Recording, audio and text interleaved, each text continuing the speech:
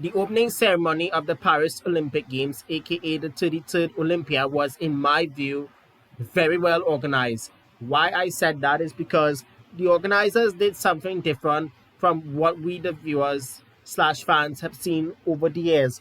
For the very first time in the history of any opening ceremony of any sporting event globally, it has taken place not inside the stadium, but in the River Sinai, 777 kilometers long in northern France, hosted the opening ceremony.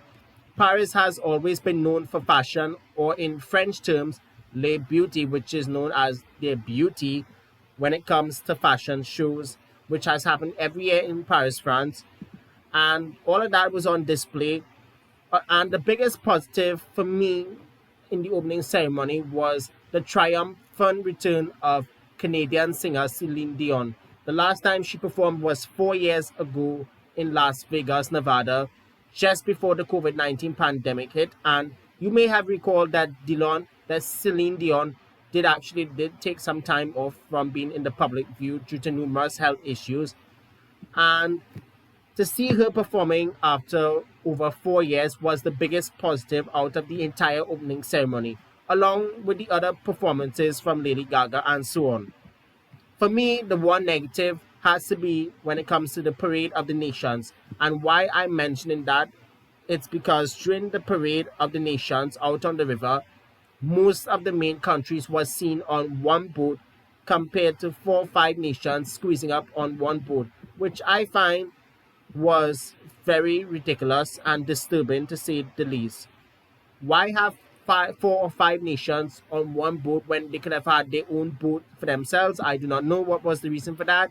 That's the only criticism I have. I do hope the organizers did accept responsibility for that. But that's all I have to say with regards to the opening ceremony. That was the only uncomfortable part. 4 or 5 nations squeezing up on one boat when it could have been on their very own personal boat on the whole. But that's all I have to say about the opening ceremony. I cannot wait for the games to begin tomorrow and to follow all the action live. For all the viewers in Trinidad and Tobago who wants to watch the Olympics, you guys can watch it free to air on TTT because them and Sportsmax, as you may know, have forged an agreement to televise the games free to air. With all of that said, do try to get up very early in the morning, 3 a.m. Eastern Caribbean time, 2 a.m. Jamaica, 8 a.m. in Paris for all of the live action in the Olympics. Until then, guys, take care and stay safe.